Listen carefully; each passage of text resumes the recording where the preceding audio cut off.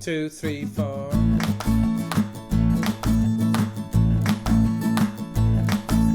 Is it a scarf or is it half of a sweater?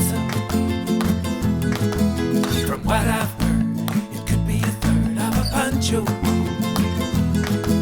There's no excuse now not to be knitting, 'cause you can do it standing and you can do it sitting.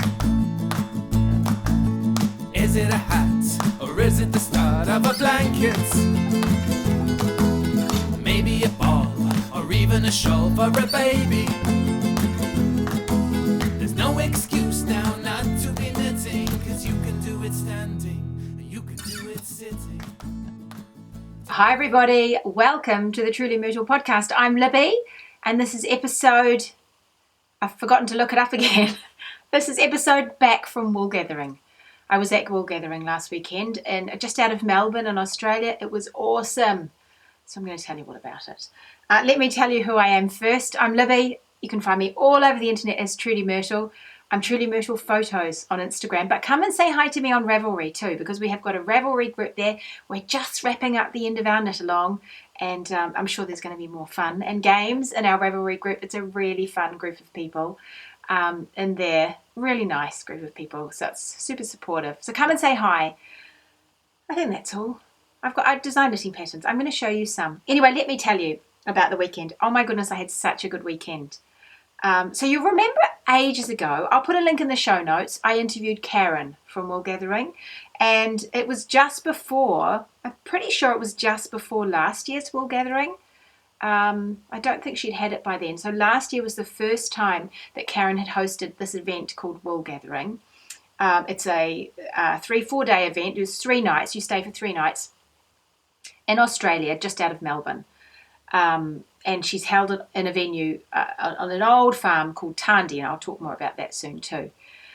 Anyway, Karen had this idea of pulling people together and focusing on the community of knitters and pulling people together and just letting people enjoy each other and you know, get on. You know how knitters just get on? It's amazing, isn't it? I've been thinking a lot about it lately.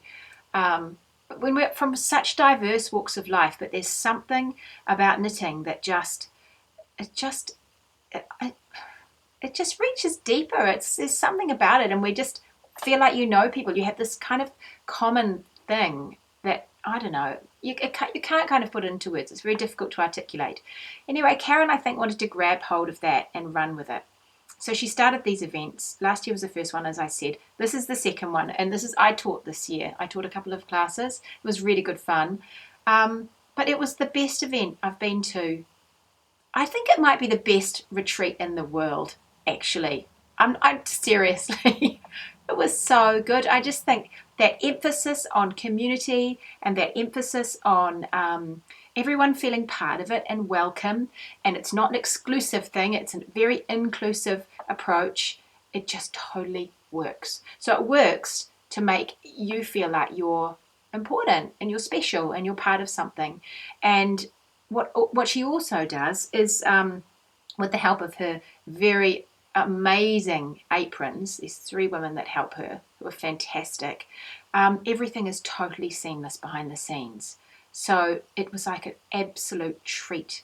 No dishes, no dinner to prepare. Meals would just arrive. The next thing that would happen would just happen. It was very seamless. From my point of view, you never noticed any sort of, peddling to make it all happen. I did arrive a day early. So I went over last week on Wednesday. I had a great time. Karen picked me up from the airport and we popped into a couple of shops on the way. I'm going to show you all the bits and pieces that I bought next time, I think, because this is going to get very long otherwise. I've got some other bits and pieces to show you as well.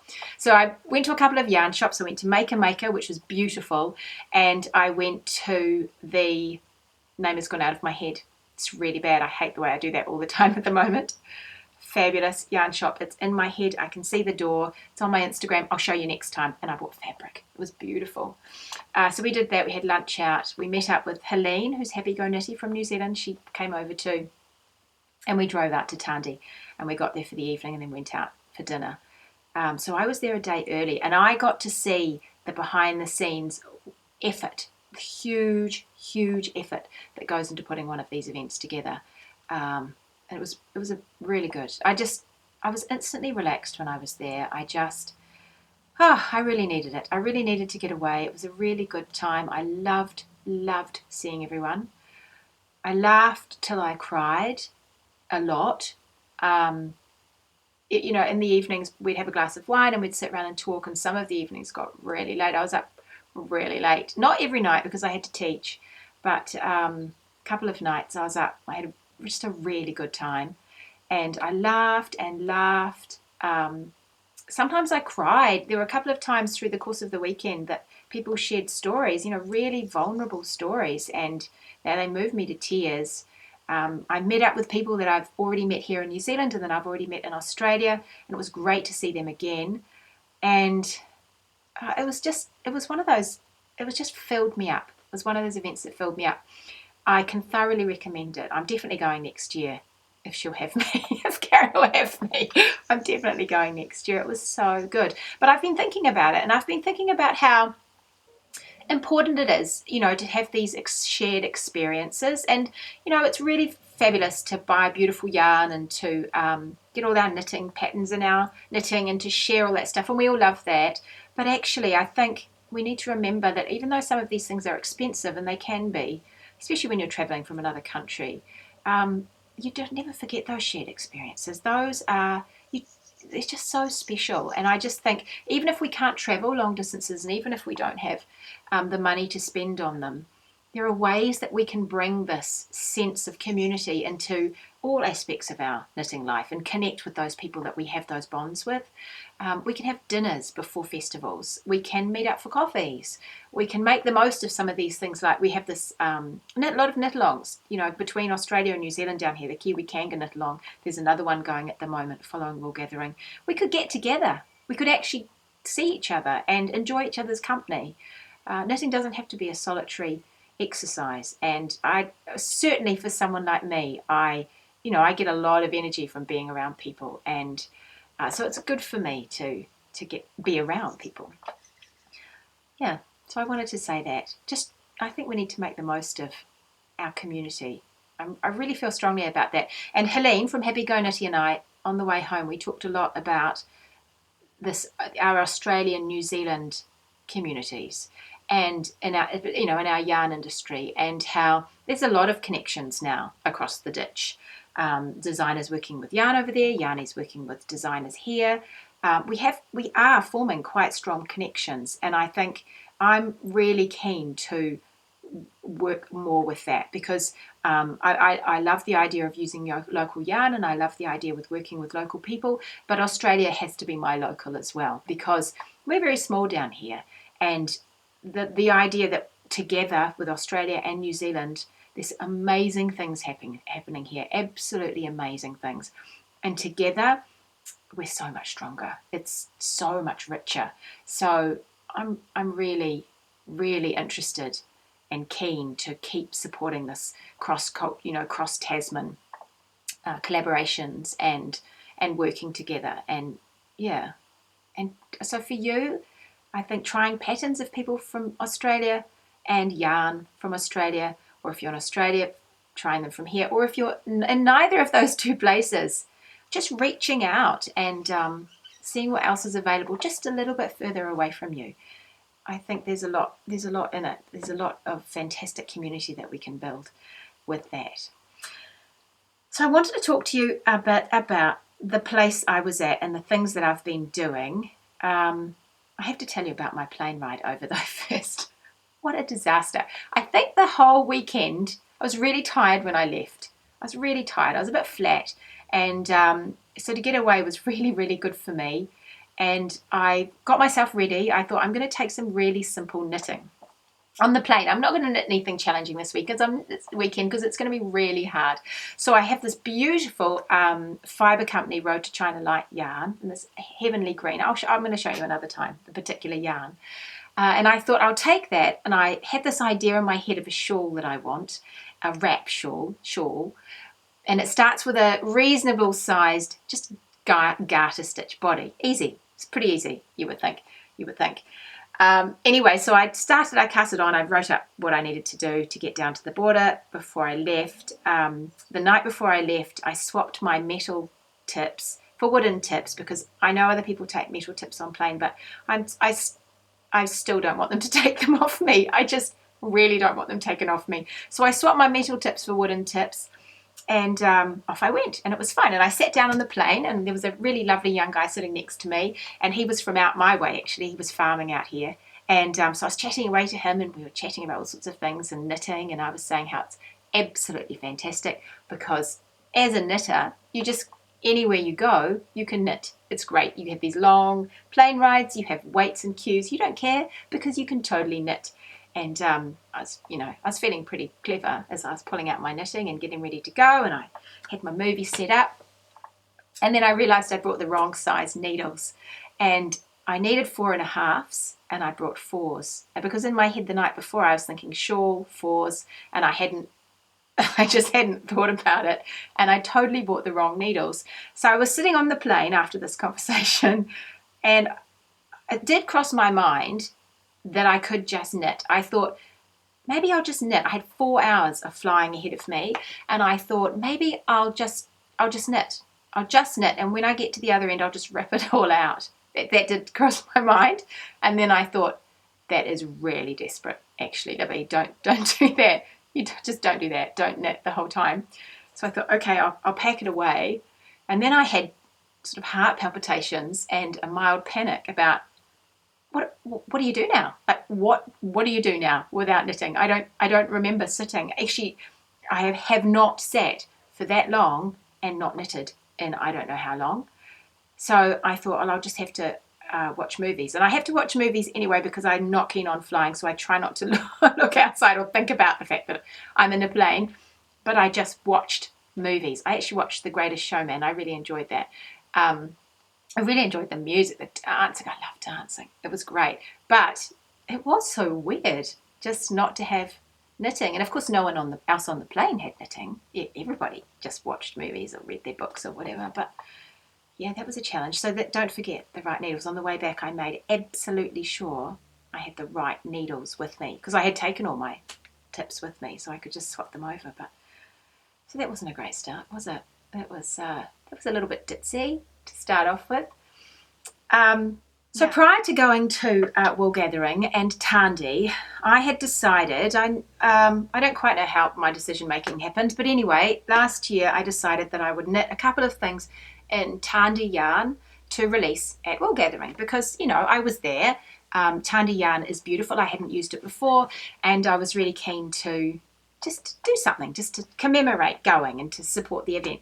So I decided I'd try a couple of things. They sent me a whole lot of yarn, which I tried out and had a look at. There's actually, the yarn is fabulous. There's really good choice now on weight and colour. I'm going to show you what I chose. So the first thing I decided to do was a cardigan. Sweater, cardigan. I couldn't decide whether I'd do some sort of jumper. I ended up with a cardigan, and I've used Tandy Origins DK. So Origins is a range of colours that's been developed with Bryony, and I'll put links to her stuff in here. And she's looked at all the colours of Tandy and has developed a colour palette based on the colours of Tandy. Tandy is really old. I'll talk to you a little bit more about that in a minute. It's absolutely beautiful place. It really is beautiful. It's such a lot of history and mood there. It's really fantastic place. But anyway, she found these colours of Tandy. So this is persimmon. There's a beautiful I love persimmons. It's probably why I chose it too. There's a beautiful persimmon tree in the courtyard there. They're very pretty trees. And I decided that the yarn, it's a plump, extremely soft Polworth yarn. So Polworth sheep were developed by the family who have grown Tandy. I'll tell you about that in a minute. But anyway, I decided it would handle cables really well, and it did. And I wanted something a little bit interesting with reverse stockinette. So I've designed this cardigan piper, And I released it last week before I went. And it's another one of these fun constructions where you start at the back and the collar wraps around. I've talked about that before. It's a very similar construction to my flory cardigan, only this time it has cables and ribbing and long rib sleeves and drop shoulders, and it's just really cozy. I don't know if I'll put it on for you. It's really tricky, but I'll put links to the pattern in the show notes, and all the show notes will be at on my blog. So I'll put a link on YouTube, and if you get my emails about my podcast, it'll be on there as well.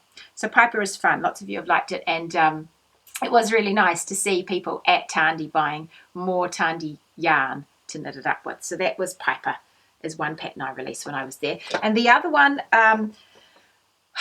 was a bit of a mission. Actually, I didn't end up knitting this one myself. I started it. I realised I just didn't have the time to finish it. So I got Steph, who I often use. I've started using Steph a bit more to do a bit of knitting for me for some of my samples. And she's a beautiful, beautiful knitter. So she started knitting what I had done originally and made some changes to. And then she showed me a photo and I completely changed my mind about it. So I changed it and rewrote a bit and then sent it to her, and then it just got a bit too big, and my testers started it and it got too big, and then I panicked and I thought, I just had so much to do, and I thought I'll just dump it. And Steph talked me down. She laid it out for me and she sent me a picture, and I changed the end, and now I absolutely love it. And now I'm so glad I didn't ditch it. So what I use for this one, this is Maycroft. She's a really big triangular shawl. And you see, I'll hold it out. Really big triangular shawl, but it's not your regular triangular shawl. She scoops up on either end, so it's much easier to wear. Gives you a nice bit of length in it. And at the bottom has this amazing, look, I've picked up my thing. At the bottom it has this amazing fringe, and that was the thing I always knew. I wanted something just a little bit boho with a fringe on it. I just had this desire to wear something with a fringe. I think the yarn, I've got two types of the yarn. I've got the natural Polworth 4-ply or fingering weight yarn for the grey, and then I've got another one of the Origins colour in the fingering, which is called Basalt, for the blue. I love these two colours together. They're really they're just cozy. They're really cozy. I think they're striking together. So I've just got this arrangement of panels, and then the end, the fringe, you can make it as long as the grey panel, so it just gives you some nice balance. And I've just totally fallen in love with it. When I was a little girl, my mum, it was the 70s, my mum used to wear a lot of long caftans, because it was the 70s, and ponchos over the top. And she had this poncho with a long fringe that I remember. And this is what this reminds me of. And so it takes me back to those feelings of, I don't know, feeling really secure as a kid. My mum and her big long fringed poncho. So anyway, I love this Piper. It's just fantastic. I'm going to wear it this winter. I mean, it's just so great. Great over jeans. Just gives a bit of to your outfit. So anyway, that was Piper. So I released those two yarns. I had a few others to choose from. I've got some beautiful Polworth yarn here. So Polworth sheep were developed by the Dennis family, who have owned Tandy, the farm there, since the 1840s. It's a long story. They came out from England, and where they are, which is similar to where I am here, the ground can get very wet. There's can be a bit more rainfall. It can be a bit wet. Or where they were in Tasmania, I think originally.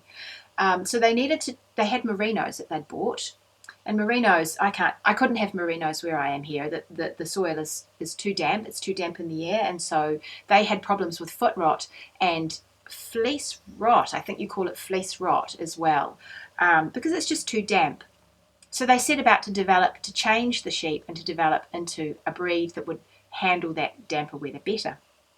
So they got hold of a British longwool sheep, which is much used to a damper climate, and then bred them together and created a Polworth. And the Polworth that they created isn't the Polworth they have today. They've kept evolving it. They've added in black so that now the sheep they were traditionally a white sheep, and now they are really pretty sheep. They remind me of a little of my Suffolks with the black faces, and they have black on their bodies so they can get a range of colours from the sheep.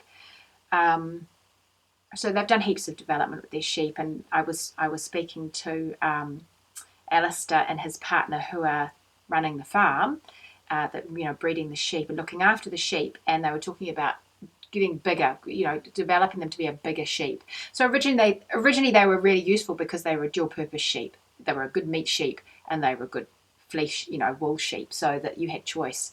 And when times went bad, so, and when you needed to eat and you needed to sell them. So anyway, over time they've developed them.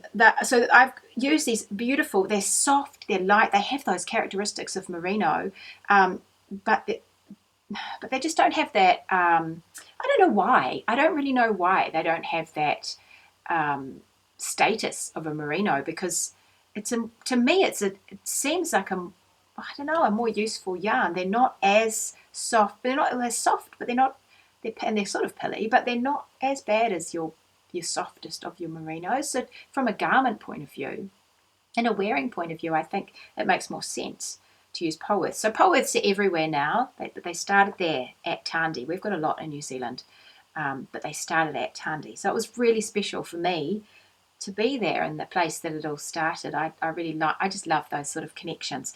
So when I was, Tom sent me a whole lot of yarn to try, and I decided on those two, but he also sent this one, which I've kept. I'm just going to do something with it at some point. And this is a 90% Polworth and 10% mulberry silk. It's a fingering, and it's luscious. It's just luscious. It smells of sheep. Absolutely smells delicious. And it's going to be light, airy, beautiful drape with the silk in it, but cozy. So it's that sort of, in that weather when the days are cool and with a little bit of dampness in the air, this is what you want to be wearing. I think this for a shawl. I'm gonna try this in a shawl. So I tried to take some video when I was away. I really tried. I realize I enjoy the party and I enjoy the event and I find it really hard to document things while I'm enjoying them. So you'll have to bear with me and all the things that I've got for you. I've got a whole snippets of videos for you. And you're just going to have to bear with me through this. So what I'll do is I'll put it, after I've finished telling you about them, I'll put up a whole lot of videos.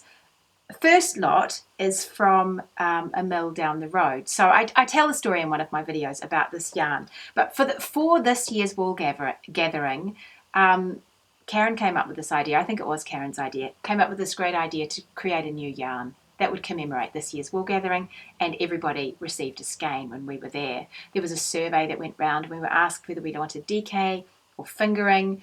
I can't remember all the other questions actually. It might have been about colour, and there was a name question. Which name? There were just a few questions to try and narrow it down.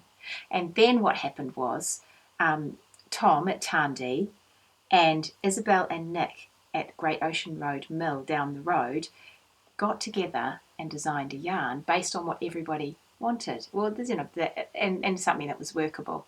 And they've developed this yarn, which again is heaven, and it's an alpaca Polworth blend called Eva. And I talk a bit more about it in one of the videos. Now, I didn't know much about Great Ocean Road Mill before I left. I'd heard about them. I followed them on Instagram. I knew that they'd released a yarn a year or more ago called Henry, that everybody was, I hadn't used it, and I was interested to find out a bit more. So when I got there, it just sort of unraveled for me as I got there, or it sort of was revealed. So the yarn was developed, and then I got a chance to meet Isabel and Nick on Saturday. They came out with all their stuff. They had a bit of a market at Wool Gathering in the Apple store, and they brought all their beautiful yarn, and it really is beautiful yarn. I was super impressed. It was luscious and soft, and some really interesting blends, and some beautiful colours that they're creating by mixing merino and alpaca, because they have alpaca. They have about, I think, 19 alpaca, Isabel said. They get in other alpaca as well, but they're blending their alpaca and other alpaca they've got with other yarns to create these just interesting artisan yarns.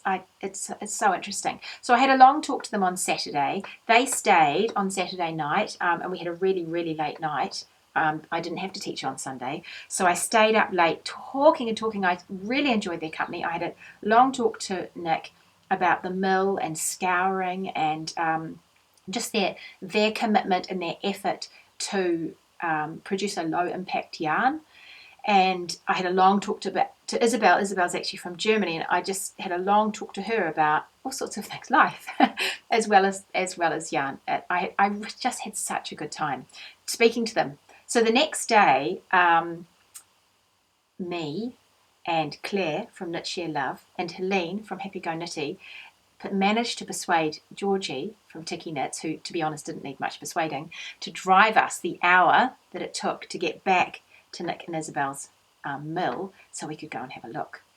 And it was fantastic. It was absolutely fantastic. So we left in the afternoon. We ate fresh figs off their trees and fresh apples off their trees. We admired the alpaca. They showed us around the mill and talked us through all the bits of machinery. And I bought some yarn. So I actually bought this one, which is an alpaca merino blend. It's called Apollo. It's a worsted weight yarn, and I'm going to do it. I'm going to make a hat out of it. It's this lovely charcoal grey brown, and it's sort of heathered with what looks like a cream alpaca. Although I didn't actually ask them that particularly, but it's so soft. It's so soft. It's going to have lovely drape. I've got an idea for a hat in my head. I was going to knit one. I was going to knit another one, and then I thought I might just make one up. I have no time to make one up, but I might have a whirl anyway. So I took some snippets as I went round the mill. They're a bit ropey. I've really got to practice with my camera because they are a bit ropey, and but I did my best, and I've tried to sort of snippet them together so you get a sense of the mill and a sense of them. But what I am going to do is they don't know this yet, I'm actually going to Skype them and I'm going to do a proper interview with them because I think you guys really want to hear about what they're doing. It's so interesting. It's so inspiring, and I just think you'd really enjoy it. Their story is really cool. So after this, you'll have the little snippets from Great Ocean Road, and but know that I will come back later and I'll give you their full story so you can hear about their full story. I also tried to do an interview with Tom at Tandy because there was no point in going to Tandy and not actually talking to him. I don't know about. We tried twice. I waited till the end of the weekend, which was probably a mistake. So we were really tired, and I was just too busy before that to actually try and sit him down. And I was intending to do a really, informative, interesting, educational kind of interview. But we were tired. It was Sunday, and it's well accepted that Tom is he's quite a babe. So found it quite hard to concentrate on what I was doing. My professionalism just went completely out the window. So you've got 2 goes at this because I realised after we finished recording the first one on the Sunday night, we'd completely forgotten to talk about the yarn, which is what I wanted to talk about as well. So I said, can we just try again in the morning before I left? So he was very gracious. He's a lovely guy, really gracious, and he was happy to sit down and have another chat. And that one isn't such good focus. So it is hopeless. I was hopeless at this videoing. I've got to practice this video interviewing. I will get better. Anyway, I showed my husband, Bren, Mr. Myrtle, the videos, but I showed him the one with the fuzzy one. I said, do you think I should put it up because it's just not quite in focus? It was in focus, and I think we sat back and we just went, anyway, it's hopeless. And he said he thought that it had enough, and he thought I should show you. I've put it in because he thought that it had some interesting stuff in it. So I hope you enjoy them. You just have to, I hope you enjoy them. It was fun. It was really fun. But anyway, the whole weekend was amazing. I had a really, really good time. I hope you enjoy the video snippets that follow. I'll be back in a couple of weeks. I'll show you what I bought while I was away. And if you get a chance to go, not just to Wool Gathering, although I can thoroughly recommend it, and I think next year's tickets will probably go on sale around about November. If you can have a chance to get to an event, any event, go. Just go. I can't recommend it enough. Just getting in touch with those people, your tribe. They are your tribe. They may not look like it. We're all from different places and we have different experiences. We're totally different ages, but they really are. They really are. I just so enjoy the people that I just so enjoy other knitters. They are such fantastic people. So if you're going to be at Woolfest in Auckland in a couple of weeks' time, I will see you there. I'm around a lot this year. I'm going down to Christchurch and then I'm off to Napier. I'm going to make the most of this. It's just fantastic. I love meeting up with you guys. So have a lovely couple of weeks. I hope you get lots of knitting done. I will see you later. Bye. Okay, so we've had the mill now since August 2015. And we started off as doing mainly commissioning work for other people, especially in the alpaca world. And that never really sort of took off much. So we decided about a couple of years ago slowly to start investigating doing our own yarns and been building really on our own yarns, so what kind of yarns we wanted and so forth. And I guess the kind of messages we want to, or what kind of fibre we wanted to use and where to source them from. So about a year ago, I guess last year Wool Gathering was our first big outing, where we had our first yarns on display. And yeah, we've come a long way. So we're very particular where we source our fibre from, so we really want to keep it as close to us as possible. We only have 19 animals ourselves. They're not going to provide us with all the fibre, so we do buy fibre in. But all the fibre we've got from an alpaca perspective is all from Victoria and all from selected farms, because we do believe we know the farmers, we know how they treat the animals and what they breed for and so forth. Our superfine merino we actually got from a farm up the road, which is about 50 kilometres north of us. And it's 17.5 micron merino, so it's lovely and super soft. And then of course the polwarth we have from Tandy. Toenails. So the toenails grow more. These grow faster, but also become stronger quicker. Okay. So it's so beneficial. Okay. I suppose it does because the protein builds the fibre. Yeah. Exactly. Yeah, and I think actually the softer. 55 degrees, and unlike your washing machine at home, it just doesn't agitate. It colours. only ever goes in one direction. It spins out incredibly fast, but it never agitates, so it's not part of the fibre. Yeah, so just in here, and then they can buy it as rovings. So basically that's, so it takes that roving and twists it, salt and peppery look. So as I said, we do 3 strands. This basically just takes some of that twist out, so we're trying to get it balanced out. Our scales go to 3 decimal points beyond the gram. So our 12 metres, we put that on there. We say that's 7.21 grams. So I'll get my iPhone out and say 12 divided by 7.21 is giving me 142 metres per 100 grams. I'm in the right zone for that yarn. And if that's not right, then I'll go back, make some adjustments, come back, measure up another 10 odd metres, do it again, and keep tweaking until you get to the right thing. Great. Okay, go tell me about Back to Black.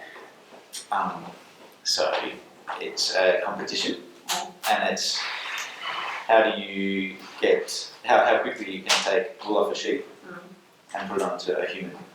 So it's a back-to-back competition. So there's 8 people in a team, including one shearer, blade shearer, and then spin it and then knit it. And at the minute, the world record is 4 hours and 30 minutes. So that you do this here? No. Oh. All around the world. So All around the world. it happens sort of in May, June each year. Yeah. and then and so the I think there's kind of teams in the US and in Europe and in Japan for this next And year. New Zealand? Don't know, but it's certainly there have been over the years. So it's in its 22nd year at the minute. Yeah. And the reason I know about it is because Mum set it up, and it's a cool little thing that's now a Guinness record event, and the idea is to bring people obviously together all around the world Yeah. to make to work on woolcraft and also to support research into cancer. So it's a really great event. Yeah. So she was obviously involved in the knitting or spinning part? No, neither. She was Neither? just the organizer. Okay. Yeah. And so it's the team that currently holds the record has like Miriam Teagles, the world's fastest knitter. You might know her. I agree about it. Yeah. Awesome. Awesome. So do they ever, where did you have to go and see it? Could they ever do it here? Amazing. Imagine it. It would have to be a polo sheep. Polo sheep. Tell me a little bit about polo sheep. Yeah. Why should we be using polo sheep? No, you don't have to use it. That's the thing. It's choices, isn't it? What do you love about them? I like them that there's a story of kind of diversity in it and sort of tweaking something that maybe was good enough, but not quite the best that it needed to be for the environment here. So I like it because it's a story of adaptation and change, and I think there's got to be ongoing stories of that to make things interesting and to keep things improving. I mean, it's no longer once what it was. There's lots of genetic improvements all over the place, but for them, for the pollets, I think they're cool because blah, blah, blah. No, but I was up there yesterday at the shearing shed, and they were talking about strip grazing Right. and doing interesting things with waterways Yes. and coating, possibly coating more of the sheep, which means putting a coat on for Yeah. for their regular stop all the crabs and everything getting in it. Yeah, so the coating we've Yeah. been doing for about 40 years, and that's to protect the wool for a cleanliness point of view. So for hand spinners, it's about having a really clean fibre to spin in. Yeah. But the stuff about strip grazing is with the focus on microbial activity. So it's to keep the soils healthy, because obviously with good soil we get good grass. With good Yeah. grass we get good sheep, And and it's good not- sheep have good wool. And it's not just regular grass, because yesterday when we were out there, you were pointing at the grass Yeah. and you were telling us, Things. yeah, Those things were around about having different species in the soil, so that it's not just one paddock full of one particular grass. We want a diversity of soil, species, so that the sheep can choose their own adventure. They can choose their own meal, and they can pick up the grasses that they want to eat when their body suits or tells them that they need to eat a bit of that. But also for the soil where there's things with a deep root that can drag up moisture from the bottom to the top to feed the other grasses as well is important. So yeah, that's the main thing. We're not putting in a monoculture of grasses. There you go. There's an interesting line. it's an interesting A point. monoculture of grasses. That's what every knitter wants to hear about, right? I reckon you do, don't you? Yeah. You do. Well, without grass, there's no wool, right? No, exactly, and it's beautiful wool. It's absolutely beautiful, and I knitted those couple of things I've just knitted with your pole with wool, and it's soft and it's light. I love it. I think it's really nice. But the other thing I wanted to say was it was Sunday night. It is, and We it's have a invaded your well-known house. find, isn't it? It's definitely well in one for you. Yeah, I've had an absolute ball. Yeah. I've had such a good time, but you've been pretty overrun with There is a lot of knitting. Well, there were no men that There was one. There was Nick, but he wasn't a participant. Oh, but yeah, he was. So he works at the But I certainly can't on to him, so don't worry. Yeah. But you grew up with a bit of knitting in your life. So this very room that we're in Yeah. has been the home of workshops for a long time. So Ah, I mean, we'll gather into a new thing, but certainly the idea of getting together and doing craft and communal activities is not new to Dundee. And so I really enjoyed that part of it because it was always a bit afternoon tea that when I got home from school and I could kind of get in, have some food, maybe have to listen to a little bit of chit chat, and then sneak off. But yeah. It's a pretty daunting, intimidating world to step into, and We're so kind. Be so kind. Yeah. No, it's good. No, it's fantastic to be able to provide a venue that already has a heritage of what's going on in Woolcraft. It's that we can kind of tap into. The spirits are there of it, you know. Cool. Hi. Hi. Can you tell me a bit about Tandy? Yeah, sure. Tandy, tell us your favourite bit and how it started. A little bit about. Yeah. Well, I mean, it was a great weekend because there were so many people from all around Australia and New Zealand that had come together to do their craft, and that's something that's been going here for a long time. And so Tandy it's just a family farm. We've been doing it since 1840, but it's just stayed a family farm. So these days it's about sort of adding a little bit more to the wool. But initially, back in 1840, it was just set up as a wool growing farm. And then each generation, I'm the sixth now, has sort of taken that wool growing thing and expanded it a little bit by developing the pole sheep, or turning it into a black and coloured sheep, or by turning it into a value-added product with the yarn and blah, blah, blah.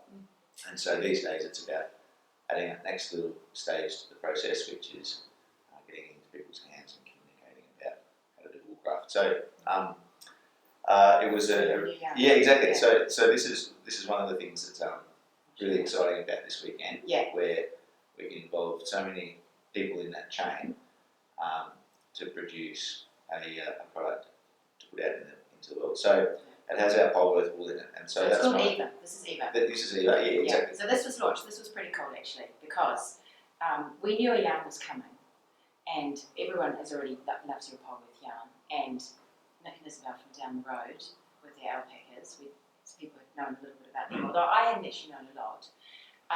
And so we had been consulted, hadn't we? I think there was a survey that went round to say, what do people want? And so we knew that something was brewing. And then on Saturday night, there was a live stream from Isabel and Nick's mill down the road. That was really fun. So they Skyped, and we got to have a look around the mill via Skype. And then it was all revealed that we had this new yarn. Exactly, yeah. They came over. And so it's called Eva. It's called Eva, yeah. It's named after a local legend who survived a shipwreck just on the coast down here. And it's got Polworth in it. So that's been farmed here by my brother and my dad. And then it's mixed with a bit of suri as well. But it's a really nice sort of spirit of collaboration, I suppose, that draws in so many different people in this little industry. Yeah, it's great. It's a DK, it's a light. I can't wait to knit it up actually and have a go. It feels like, I saw a swatch, and it's like the perfect jumper wool to me. It's sort of light, sort of a bit of bounce to it. And you know what, it's also good to dye when you're a little bit drunk. That's good. I recommend that to everyone. Nick and I, so Nick is the other bloke that was here for like a small amount of time, which was really great. And he and I escaped with some yarn to go and dye. Yeah. And it was good fun, so there you go. We saw that the other night late when it was all wet. Did it come out all right? It was beautiful the day. Yeah. All right. Surprisingly good. Surprisingly good. Oh no, it's great. So you can get, people can get hold of this from you though. So it's got your beautiful Polworth in it. It's got Nick and Isabel's alpaca. I've forgotten the details. 80-20. Yeah, that's good fun. From what I've heard, it could be a third of a poncho. There's no excuse now not to be knitting, 'cause you can do it standing and you can do it sitting. Is it a hat or is it the start of a blanket? Maybe a ball or even a shawl for a baby. There's no excuse now not to be knitting, 'cause you can do it standing and you can do it sitting. Take out your needles, we're casting on. 1, 2, 3, 4, 5. Once I got official love, you can do it, Mary. You can do it, John.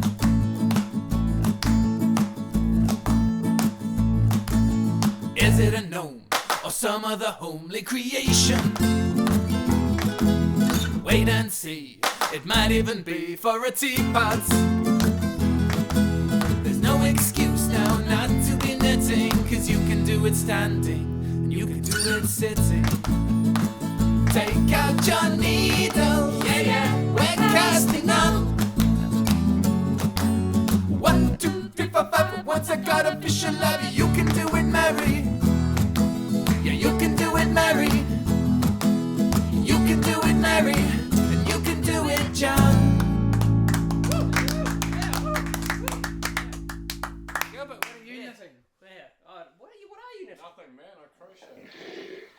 spirits are there of it, you know. Do you reckon that's all right? Any more questions from the floor? We might be about to turn off. I don't know. Pretty sure that was the worst words I've done.